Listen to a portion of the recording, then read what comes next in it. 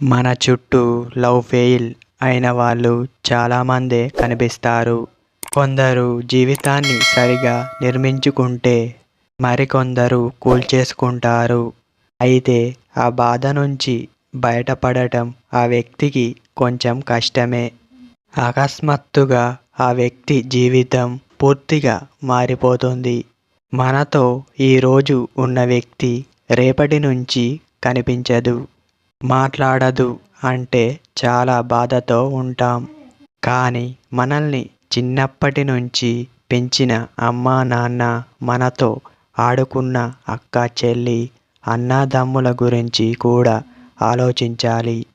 ఒక మనిషి దూరమవుతున్నారు అంటే ఇంకా అద్భుతమైన వ్యక్తి మన జీవితంలోకి వస్తున్నారని అర్థం. ఒక వ్యక్తిని ప్రేమించి ఆ వ్యక్తితో చివరి వరకు జీవించాలని కోరుకుంటారు.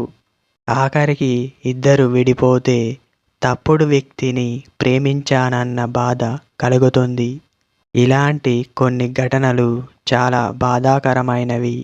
మీ ప్రియమైన వారు ఈ రకమైన బాధలో ఉంటే మీరు ఆ బాధ నుండి వారికి సహాయం చేయాలి.